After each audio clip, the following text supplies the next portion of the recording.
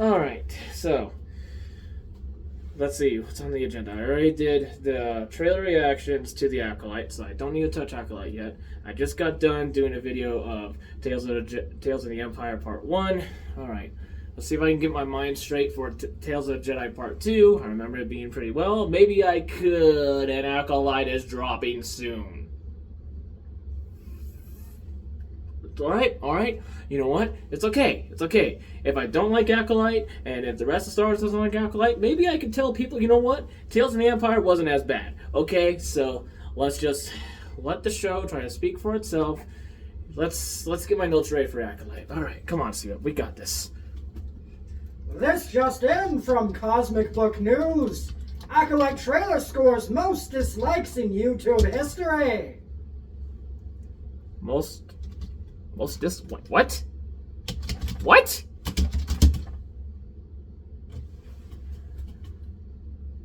Okay. That was the first trailer. I reacted to that trailer. Did I leave a like on that one or a dislike? I don't remember. Do I need to Nope. I already made that video. I don't need to rewatch it. I should be good. Star Wars fandom the Star Wars fans that follow me already have probably already seen it too. There ain't no response.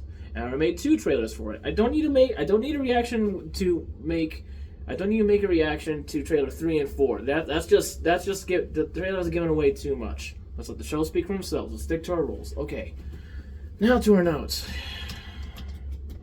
This just in. Rumors abound. Acolyte budget reported $180 million.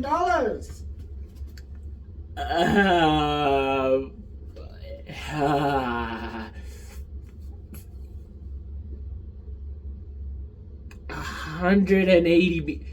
Okay, that does explain the media frenzy going on. Obi-Wan was given a lot less than that. What did Theory say? 5 million. I need to double check. I need to double check his numbers. He would know this a lot more than me. Okay, well, hopefully the investors, the money will actually possibly help the show. You know, maybe they'll invest in some really cool tech for the choreography. Maybe we get to see some more badass ships in the trailer. You know, so it's okay. Don't worry about it too much. Let's get our notes. Let's get our stuff ready for it. All right. Yeah, there we go. That's a good thing to keep an eye out for. This just in from GameRant.com. Star Wars Acolyte will move further from George Lucas's ideas.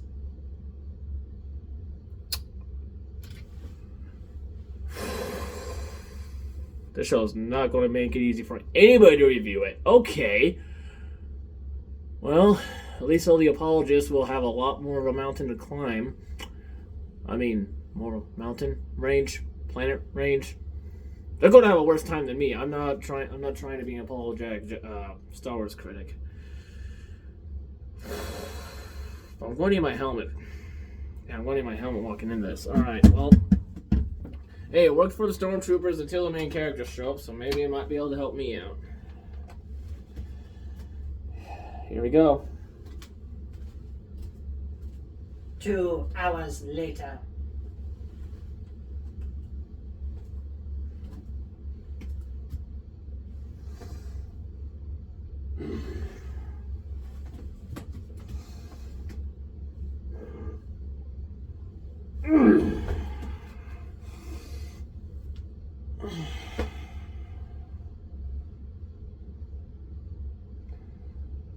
I'm going to need more than a helmet. So is the rest of the community trying to review this. Alright. So, if you're a fellow Star Wars nerd, you'll probably see my other videos. Or you haven't. Please give them a like. I tried to put some effort and some good views into them. If you're a Star Wars nerd, leading up to the Acolyte show dropping, there's a lot of bad press for it.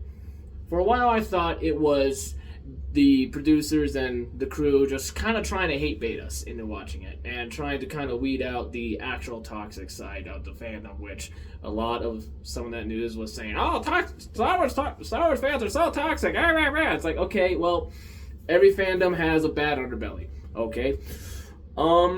So it's like, all right, leave. All right, maybe don't pay attention to those news. Let the show speak for itself. Okay, my favorite YouTuber is reacting to that news. Okay, avoid that. Respect them. Try not to sound like them. Another YouTuber I follow is making noises about that. Okay, give them a like, but don't watch that. Don't want to try to sound like them. Sit on down. Okay, 2-episode premiere. Great. As soon as I got done with the first episode, I realized if I were to try to make a video covering both episodes, it would be too long and a little bit all over the place. Plus, I had a busy week when the 2 episodes dropped, so unfortunately this video is just going to be talking about episode 1, because personal control, one little lesson I'm learning as a YouTuber, you have a lot less control over shooting schedules than you like. So, if you don't want to be spoiled by Acolyte, episode 1, season 1, I'm only saying season 1 because we don't know if there's going to be a season 2, but I figured I'd get that out of the way. Don't watch this video. I'm about to spoil it. If you don't mind being spoiled and maybe are trying to put less money into Disney as much as possible with if you don't like how they're treating Star Wars or Marvel or whatever you used to like Disney for or a franchise for, I might help you save some money. Alright? My odds of working with Disney in the future, probably shot now, but I'm a Star As a fan, when what we love messes up, it's our responsibility as fans to tell the people who are in charge of it, hey, we didn't like that. Okay, so yeah, it's going to be in a rough time period for fellow Star Wars fans, everybody. All right, so if you're not a Star Wars fan yet, but you know one, give them a hug or a high five. Star Wars fans, wear deodorant in case somebody gives you a hug. All right, you don't need to insult them like that. Now to the episode. It opens up with a kind of a title flash, not really a crawl, but kind of a title flash of what's going on. Okay, pretty good start, trying to get back into the vibe of Star Wars. The opening bit says, it's 100 years before the rise of the Empire. Which makes it very, very helpful for us fans to figure out what date it's actually set in. The producers and such during the press tour kept it vague on purpose. The only thing that stuck clear to everybody, though, walking on in, is everything that we're going to be seeing in the Acolyte happens before episode 1.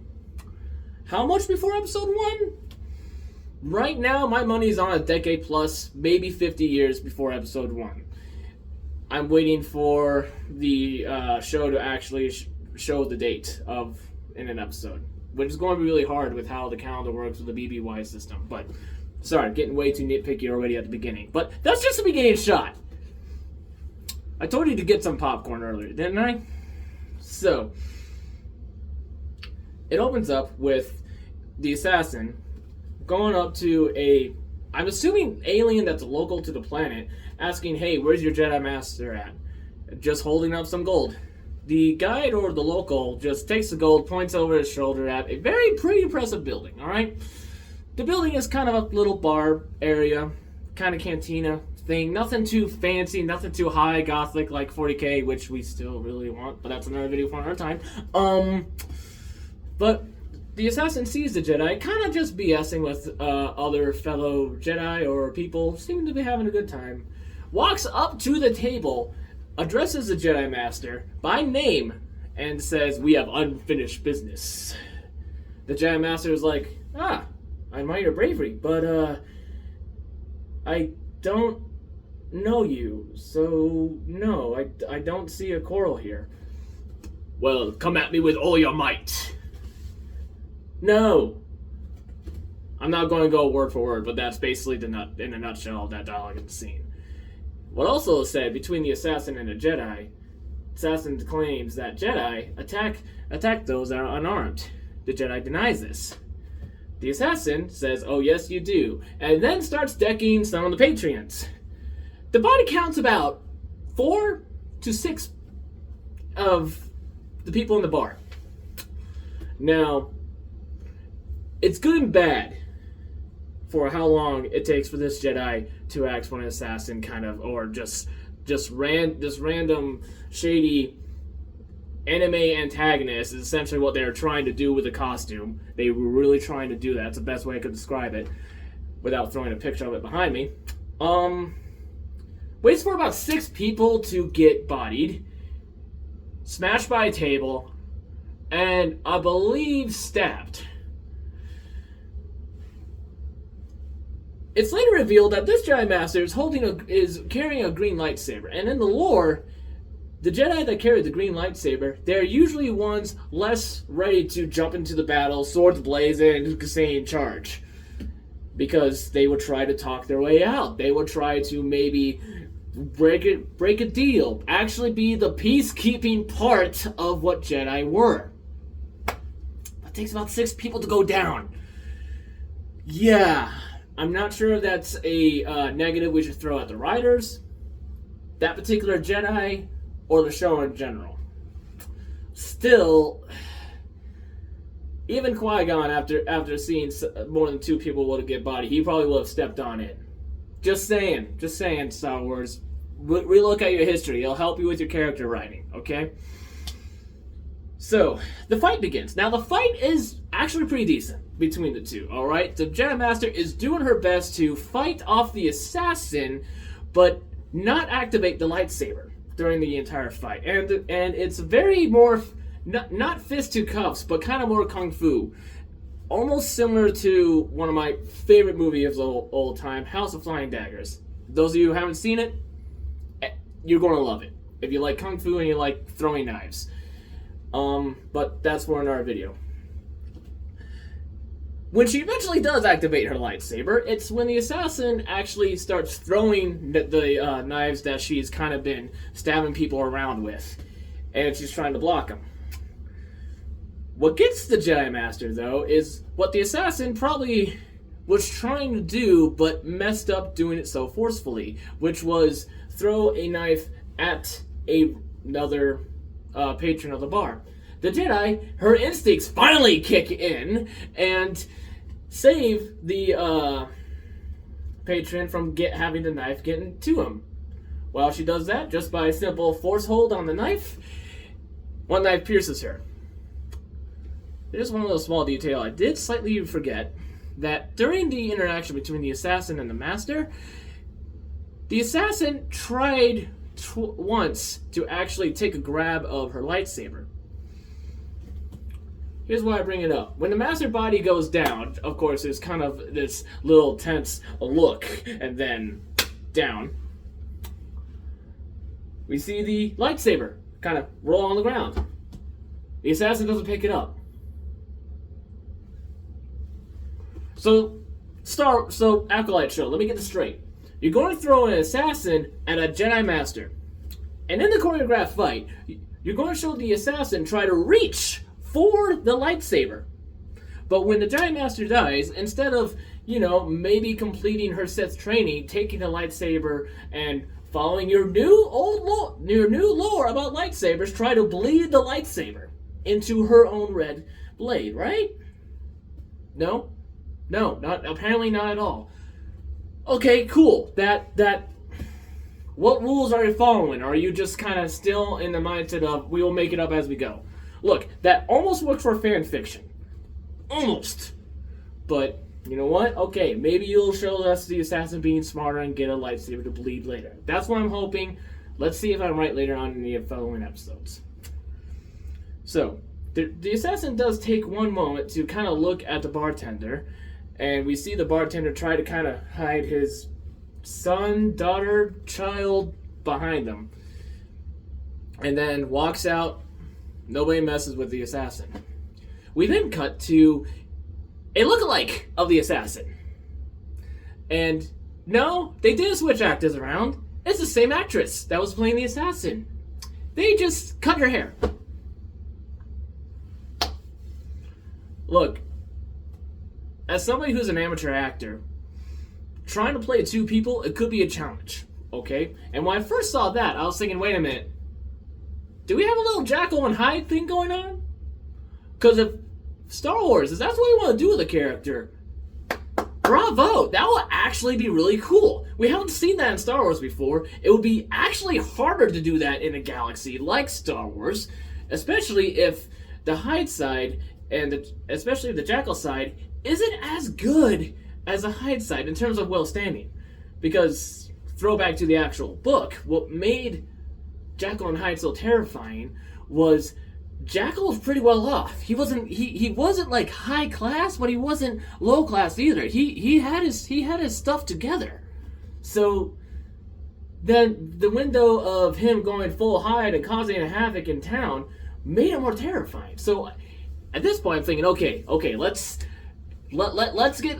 If this is where you're going, I'm all for this. You know, this is a great throwback. This will get people into older literature. You know, you're showing us your roots. I'm approving of this, and well, you will find out soon. You'll find out later. I was getting a little too hopeful for the show. So this lookalike, her name is Osha. Which is ironic, because 90% of the time when people say OSHA, they think of the company, not an actual person named OSHA. So, but, I mean, I've named my characters worse names in D&D and such, so who am I to judge, right? We see what I think is actually a good little character writing growth improvement, because a lot of things Kathleen Kennedy got a lot of flack from with Rey is, yeah, we got to see her wake up in basically a Dust Bowl and a abandoned ship, but she apparently knew all this stuff, how to do all this stuff. And you've by now you've probably heard the Mary Sue argument for and against Rey at this point.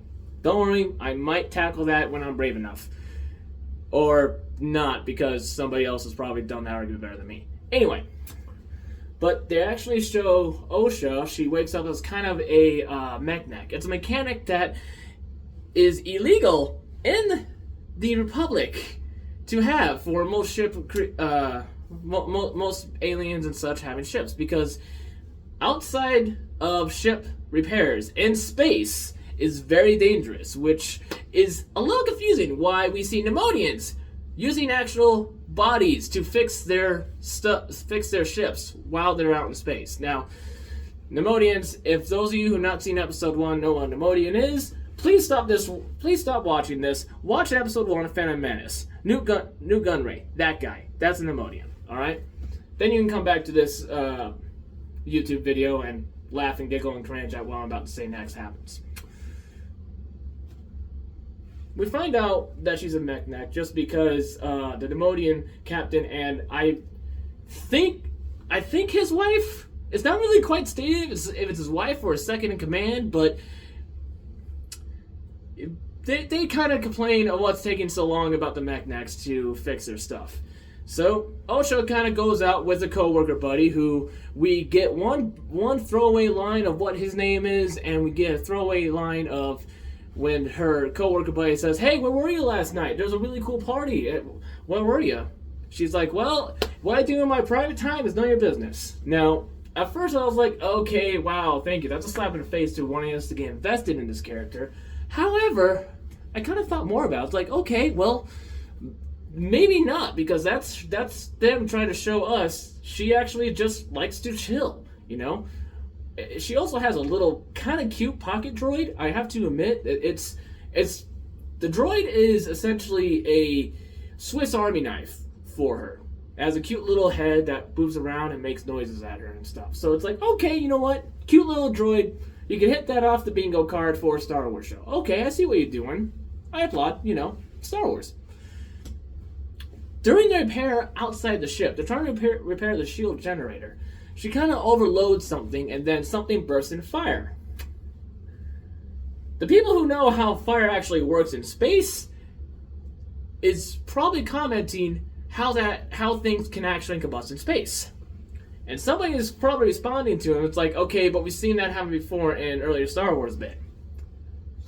I'm going to let that argument happen between those two, and I'm going to get some popcorn and read it after this video goes up, alright? You go, guys. Anyway. But as a fire erupts, kind of a small scale, not a full-fledged inferno, alright? The camera zooms in a little bit more onto Osha's face, and we hear what is presumed to be what she hears, which is screaming, more fire, basically destruction, background noise, and her face just kind of gets a little bit panicked, does the whole PTSD thing going on. It's like, okay, here's some trauma going on, but here's a problem with that. If the flame was like, okay, a little flame pops up, and yeah, it's a little bit scary at first, especially in space and zero-G gravity and all that, but with her level of PTSD, the PTSD makes it sound like, well, she tried to escape a full-fledged inferno. Okay, that doesn't mean she's going to be hiding underneath the couch if somebody lights just one little match, just one little flame, to light a death stick or a candle for them.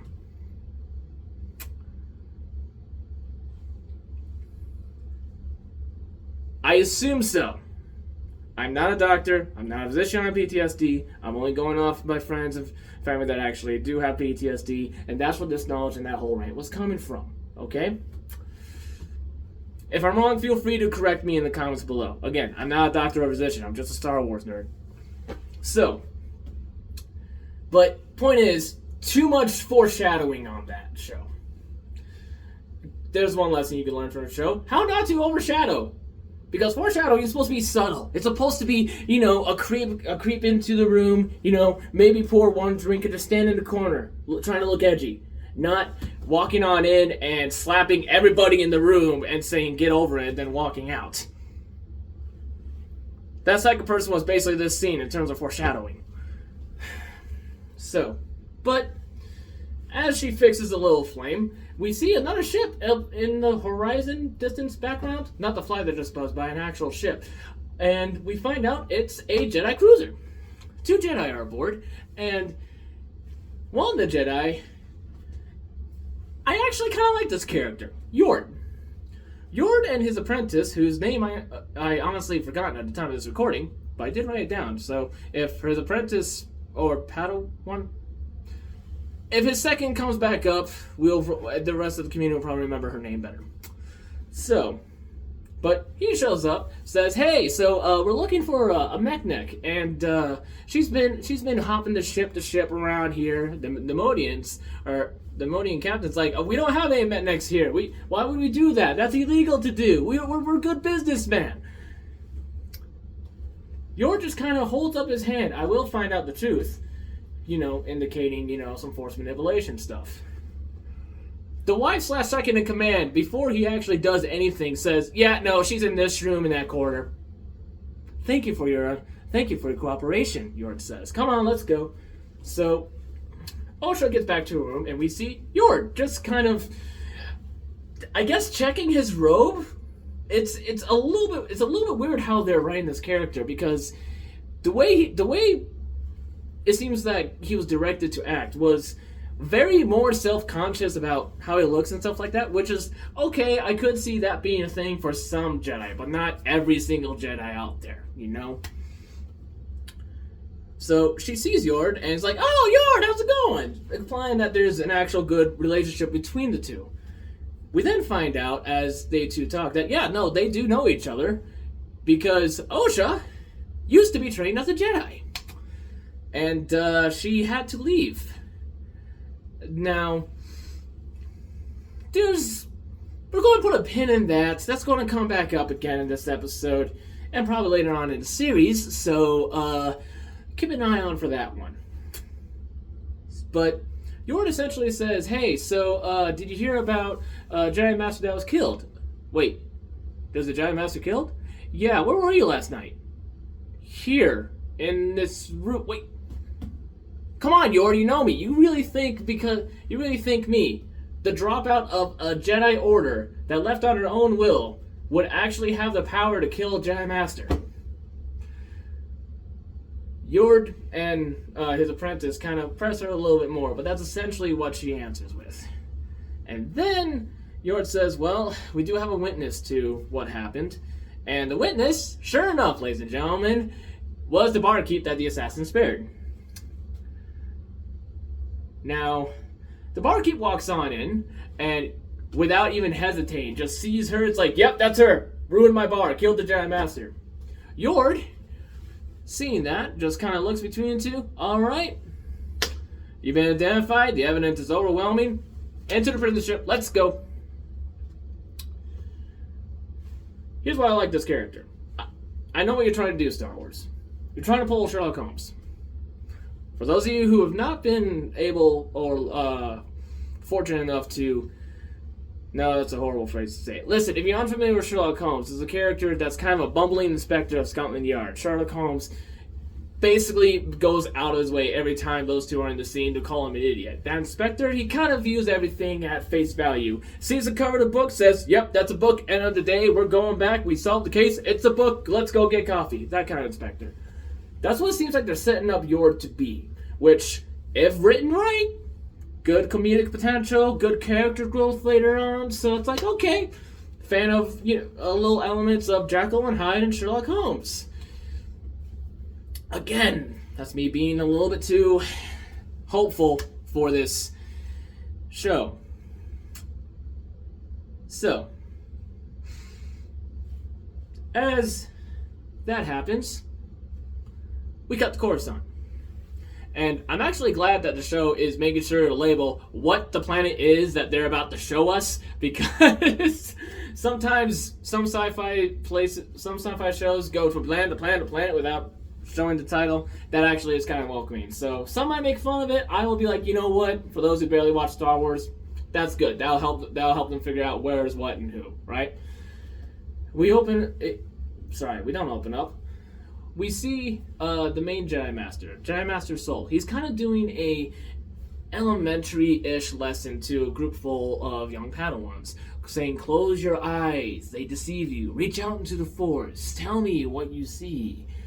One kid says life, another kid says hope, another kid then says fire, overwhelming fire. You noticing a little trend here? Don't worry, I am too, don't worry.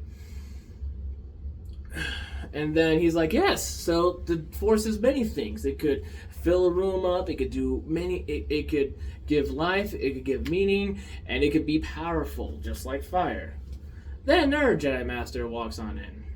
This Jedi Master, we find out as Sol kind of excuses the class and they go off for lunch, we find out she's kind of connected to the Jedi Council, as she asks your Jedi Master Sol, hey, so, you okay after hearing the news about Jedi Master so-and-so dying? Yes, I was very, very saddened by her violent death.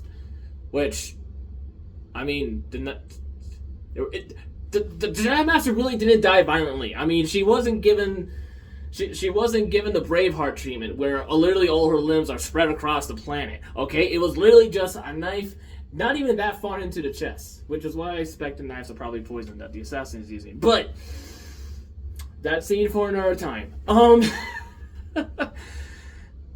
So we find out through the dialogue between the Jedi Master connected to the Jedi Council and Jedi Master Sol that one of the suspects is his old student, Osha. And he doesn't believe Osha actually did the killing, just because he personally trained her, and the fact that he and the Jedi Master that died saved her from, sure enough, a village that burnt down, killing all her family, and she was the only survivor. Again, me being hopeful, like, all right, Jekyll and Hyde bit, let's go. Let's see if this can keep on going. Well, the Jedi Master connected to the Council is like, well, I'm sorry, I underestimate your connection to her. We just want to let you know that she's been apprehended and she's on her way to Coruscant to be questioned and such. Alright, well, thanks for the heads up on that. Okay, cool. So, we cut then to Osha on the prison ship. Now, this scene is kind of hilarious in multiple ways, because we find out that the prison ship that she's on, it's controlled only by robots, which, depending on what universe and what timeline that universe is in, is either, okay, really smart prison ship design, or really, really bad prison ship design. Unfortunately, because the plot must go on, it's the latter category. Osha kind of sees one of the prisoners kind of have an alien face hugger thing attached to his face. One of the prisoners in the next cell over her, it's like, yeah, so that kind of pacifies you. That kind of messes up your brain. Oh, well, why does he have it? Well, it said it's supposed to, change the behavior of very psychopathic and murderous criminals. Okay. That's not going to be a plot device later on, show. No. Don't need to be heavy-handed with the Chekhov's gun at all. If you don't know what Chekhov's gun is, I don't have time to explain it. No, I can't say that. Chekhov's gun is a literal device that it gets mentioned once, then gets used right away, or later on in the story. Now, so the prison gang in the RSL says, "Hey, by the way, Jedi killer, we're going to attempt a prison break. You in for it?" OSHA is like, "Okay, first of all, excuse you, I am not the Jedi killer, and that will kill us. Okay, we are going through hyperspace right now. What exactly is the plan here?" "Oh, don't worry, we got a plan." "How about no?" "Oh, well, you're going to have fun in Jedi prison." "Well, I actually trust the Jedi," says OSHA. Well, the prison escape works. Basically beheading one of the robots and then ripping his arm off and using the arm as kind of an ID device to unlock the cells. After another prisoner with a computer in his head somehow hacks the two robots that are piloting the ship. There's a lot there. And the fact that they had a prisoner with a biological computer thing in their head, and they put it on a ship that is controlled by droids.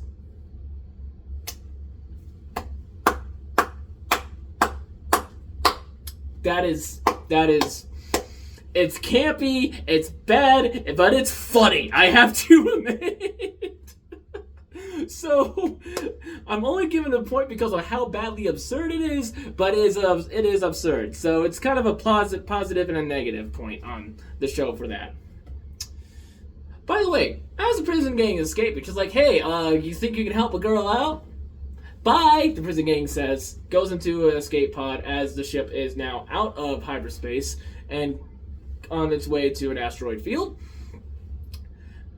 She sees him go off, and we see what looks like a attempt for her to reach out to the Force, because there's this one not painfully long shot, but it is a little bit focused too hard on her hand as she's going out trying to reach a clatter that happens from one of the bulkheads when the ship hits an asteroid and starts tumbling. The little pocket droid, the little Swiss Army knife droid that I talked about earlier, which I saw that like, okay, she did explain she has Jedi training. She did explain that she was a dropout. So her doing a few Jedi stuff that she trained on, okay, you know what? That'll be kind of cool to see. Give the character more of a narrative reason why she could do X, Y, and Z, and not just Cinderella her way through zero-G gravity. I'm sorry for everybody who was reminded of The Last Jedi. Anyway, moving on from that. So, she's trying to reach out for a droid, and no use. But the ship seems to tumble in the proper direction, where she finally gets to reach her droid. She takes out kind of a little screwdriver part of the Swiss Army knife droid, gets her cell door open, turns around, still sees knocked out prisoner with a face hugger on him. She's about to go to the escape pod, looks back, tries to free him. Which, okay, good on her. You know what? She's trying to be a good little being despite her circumstances. Maybe there could be a little redemption for both of these characters later on. And no, all those hopes are dashed as that prisoner, as soon as she finds a way to get the facehugger alien off him by basically zapping it, goes directly to the nearest escape pod, leaving her on the ship. I know I really should stop getting so hopeful for Star Wars when it starts showing me really cool ideas, but I'm a Star Wars fan, so I'm optimistic. Anyway, so as the ship starts tumbling, we are actually seeing her panicking. She's trying to figure out how to survive this. All the escape pods are gone. The droids are either hacked out or dead. What could she do, She actually finds a chair column thing. She straps herself on down as best as she could, and she gets into kind of a crash position, which is, okay, Good on you, show. You're actually showing us she's terrified of her life. She doesn't know if she could live or die, which means the idea of throwing the whole Mary Sue argument at her is on really cold water for now. This is the first episode. There's going to be about 8 or so episodes in this series. Hopefully they don't be slapping her with that soon. So, as it's about to crash, we got the chorus on. Because of course we do. Well, the Jedi Master is kind of looking over a little hologram of the apprentice. A younger apprentice comes on in. The apprentice he's looking at, sure enough, it's Osha. Sees him doing that as she was going to ask him a question. It's like, yeah, why are you doing that, Jedi Master? You know, having a connection to the past is very dangerous. However, this is where I started liking the Jedi Master. Jedi Master Soul says, yes, but if we don't study the past, we're going to be doomed to repeat it. Okay, I see what you're doing, show. I like this. Yes, this is a reasonable Jedi Master. You know, he doesn't seem to have a stick so far up his butt he's beating everybody around with it. He seems pretty based so far. Again, we're just talking about the first episode. There are several episodes down the line. I'm trying not to get too hopeful and being disappointed. Please don't disappoint me, show, on this Jedi Master. Well, the younger apprentice says, hey, so that's cool. That's actually a good reminder, Master. By the way, so High Council Jedi wants to see you in the barracks. Not barracks, I'm sorry. The prisoner hold. Okay, cool. We then cut back to Osha. And with Osha, she seems to wake up and she sees kind of a shadowy figure in the crashed ship. And she just kind of gets up, says, hey, come over here. She follows him. And then we cut back to Coruscant. Why they edited it like that, I have no idea. They should not have edited it like that, honestly, because we see Jedi Master Soul go to the prison brig of the ship of the temple, and he sees a prison gang kind of making all the noise, like, it's a Jedi! It was a Jedi hunter! She did it all along! He pretty much ignores him, which is, okay, that's probably the smartest thing to do in that situation, and goes to the prisoner with the facehugger alien on him. After he's told how they after he's told by the Jedi that's connected to the council of how he was found, of how they were found, he's like, all right, I want to talk to that guy. Hey, you, old facehugger guy, what happened? And through basically, as he was about to start into kind of a psychopathic rant, it looked like, he just simply holds up his hand to kind of calm him, or force calm, I guess is the best way I could describe it, and he tells the truth. Yeah, I woke up, she saved me, and I abandoned her, I betrayed her, jumped into the escape pod and left. I don't know if she survived the crash or not. Okay, cool. The Jedi Master Soul then looks at the Jedi Master Council and it's like, alright, so I need to go get her. Alright? It's an accountability thing. Think about it. If she is the killer, it should be my responsibility to put her down and bring her in properly. The Jedi Council lady's like, you know what? Actually, yeah, take a small team, try to be discreet, do a quick in and out. We don't need this to get public. Okay. Which, I do apologize, I did kind of hop a little bit there. That part of the conversation did happen when we first saw Jedi Master Soul and the Jedi Council lady. And now we cut back to Osha. So, she's following the figure's running off, and as eventually she goes further into the snowy place, I apologize for that fly, we find out that she's actually talking to her sister. It looks like a very kid version of the sister, so I thought, okay, so younger sister, right? Well, there's a thing with that. So, as the chase is going, and the younger sister looks like, oh, hi sis, how's it going? Oh, hey, I thought you were dead. Yeah, no, I survived. And there's a little scene where they're both, the little sister and Osha, who little sister's called May, who I thought was a little sister, says, "Oh yeah, no, I'm alive, and yeah, I did kill that Jedi Master. Yeah, I'm gonna kill them all," she says, almost bragging about it. Well, we then see her wake up to her actual adult self and then picks up the little pocket droid that I said was cute earlier and says, "Okay, you have no idea who I just saw." And we realize it's reality because she wakes up again in the crash spot with a lot more damage around her. But not a scratch. Not sure if that's plot armor or she got into such a crash position that smart that helped her survive. I'm going to call plot armor on this though, just because the little chair that she strapped herself down to. I don't remember seeing it when she was in the reality scene. We cut back to Coruscant as Jedi Master Sol brings the Padawan. Is talking to the Padawan that pointed out, "Hey, what's up with the little hollow thing earlier with him?" And they're talking about the mission. "Okay, well, we gotta go to this apprentice of mine." "Okay, well, are you sure this is a good idea, Master?" "Yeah, it's pretty good, but honestly, I prefer it not to be your first mission." "Oh, don't worry, I'm ready," says his young apprentice. And then they talk about bringing backup. You remember the other Jedi I talked about? Yol, Mr. Judges everything on face value? Well, for those of you who wanted to see him shirtless, there's a random shirtless scene of him as he's kind of spraying off his robe. Now, don't get me wrong, he looks jacked, so whatever his workout routine was, aced it. Looking good, King. But it's kind of out of nowhere. Like, painfully out of nowhere.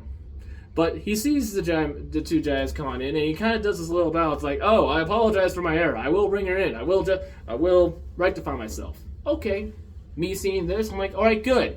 This character is ready to admit when he's wrong. You know, this character is not going to be like, "Oh, I'm always right. You are not," and all that bad writing stuff.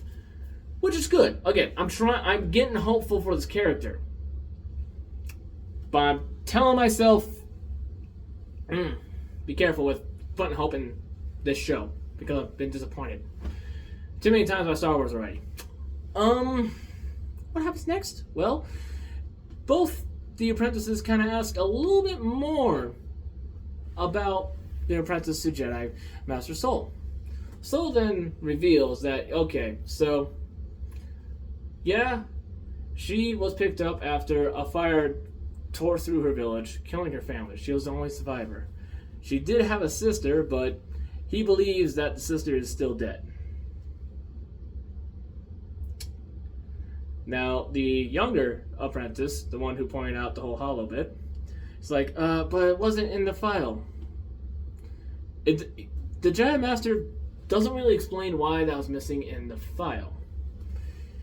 Or doesn't explain in a concrete way it was in the file, except for, well, she was presumed dead. I saw her die. So it's like, alright, well, I guess that kind of works, but in a glass half full kind of sense works. So, what happens after that? Well, we get to see them fly to the planet that Osha is on. And I remember being incredibly wrong. I remember being incredibly wrong on a call where we saw in one of the previous trailers of a ship hard crashing into the planet. At the time of this recording, I realized that was the prisoner ship. That wasn't a Jedi ship, which is good because that's kind of a cool design for a Jedi ship. Not gonna lie, but that's just me being me there. So there's a bit of a little chase going on when Sol and Gain, they get to the crash ship. At first, they're kind of confused because of how wrecked everything is. They're assuming there are no survivors. But Sol he has this little spider sense face going off, which is the best way I could describe it.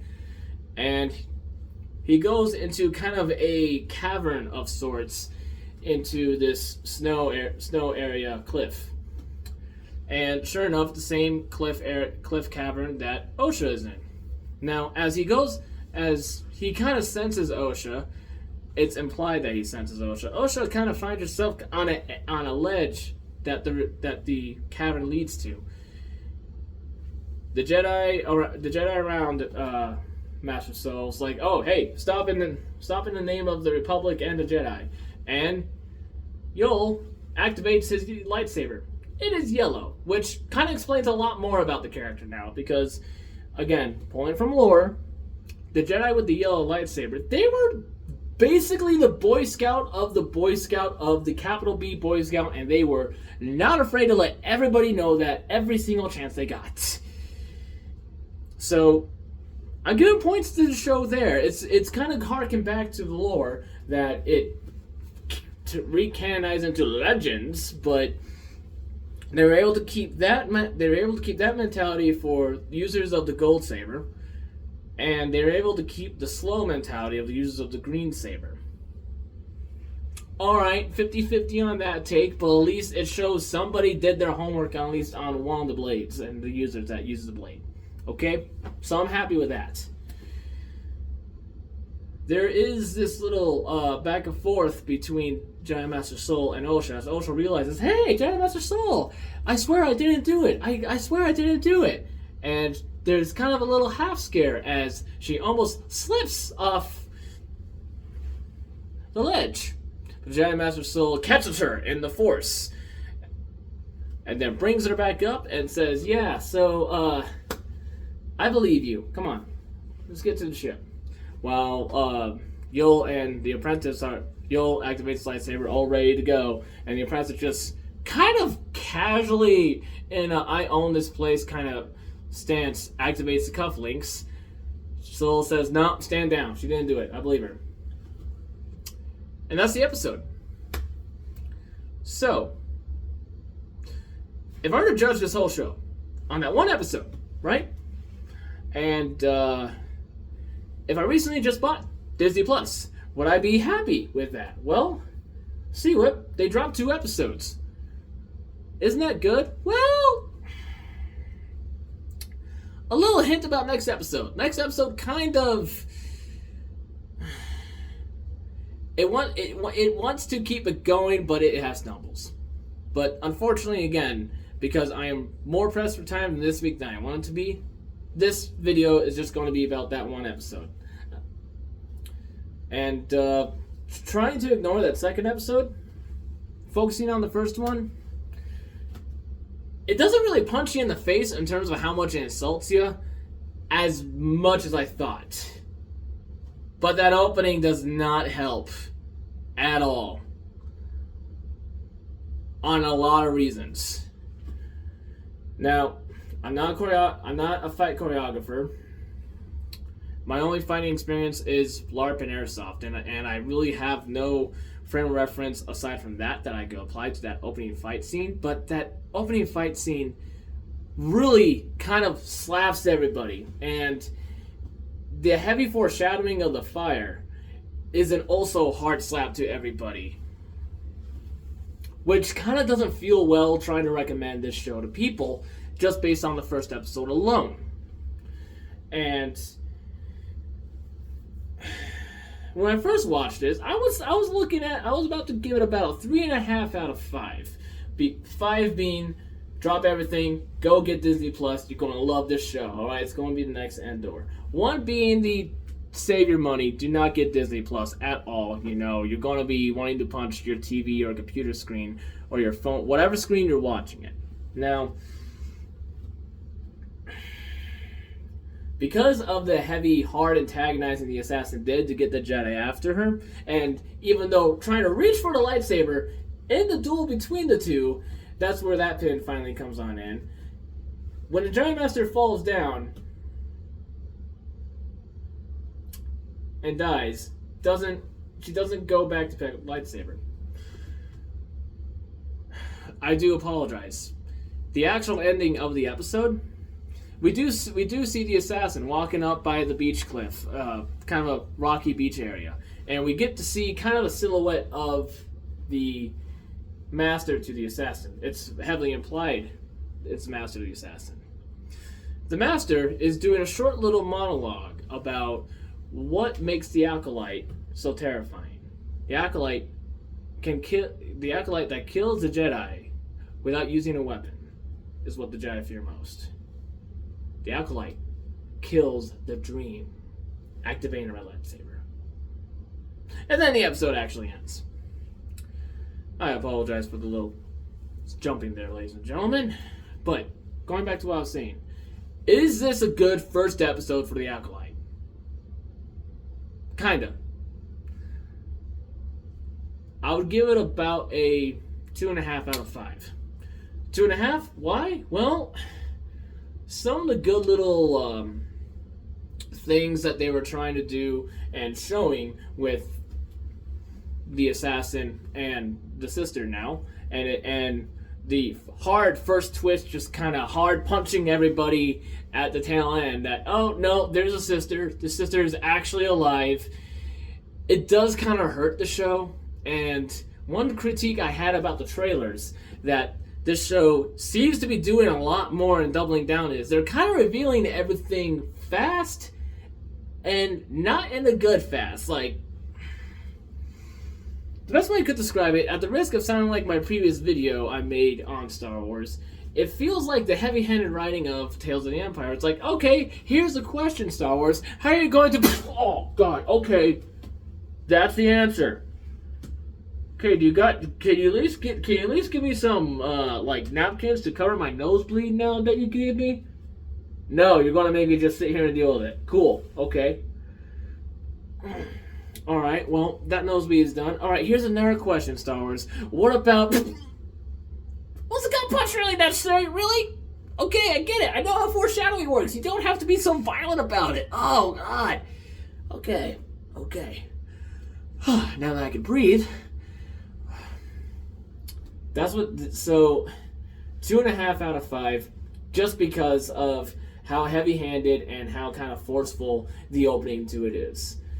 They're trying to go for a mystery, but they're trying to be a little bit more straightforward to it, which kind of does ruin the mystery, because a good mystery builds on up and doesn't insult the intelligence of the audience. It gives the audience some time to think, to ruminate, maybe review some of the clues. But the only reason I could see them doing this is they were first given more episodes than they were originally given. You know, something probably happened in production that cut their episode length by a lot. That's me being positive. Here's me being negative. They don't want to build it up. They... At the risk of sounding like other YouTubers who are better than me, they want this show to piss everybody off as much as possible in the Star Wars fandom, which it's not. It is working and isn't working, okay? Which, if that is the actual goal, and this is me trying to talk to anybody that works at Disney, okay? And yeah, I probably won't get a job at Disney just by doing this series, but I'm a Star Wars fan. I'm going to sound off if Star Wars messes up. Punching down on your fans never works. I hope you're not purposely trying to punch down on all of us who, you know, really love Star Wars, and Star Wars has helped get them through very hard times in their life. Okay? By reminding, good guys beat bad guys. Good guys get beaten quite a lot, but the fact that they survive and beat the bad guys, you know, makes us love Star Wars. So yeah, that's my thoughts on the first episode. I am also disappointed that the sister is alive, and I feel like they could have done more, a little bit more, at least with the makeup between the actress playing both the assassin and the sister. Yeah, the assassin kind of has a little tattoo on her forehead, and her hair is longer, and the sister, no tattoo on the forehead and shorter hair. But maybe give the assassin a scar or something that could want her to maybe hide instead of just, oh, it's stinky. That's why I'm covering my lower half of the face to try to strike fear or something similar to it. Anyway, I apologize. This is longer than I expected. I do apologize that instead of when the episode drops, I'll get my video out right away. That's kind of impossible for me to do this month with how busy my schedule is. So, if you liked my rambling and my waffling about Star Wars, and hopefully my not too bad jokes, like, share, subscribe, share with your friends. Maybe this gave you a laugh or hope for Star Wars too. Maybe they might be improving. Or this might teach myself and maybe you watching this, stop being so hopeful for Star Wars. I don't like saying that about Star Wars because it's important to a lot of people. So, until next time, this is cwhip9 signing off, saying, may the Force be with you.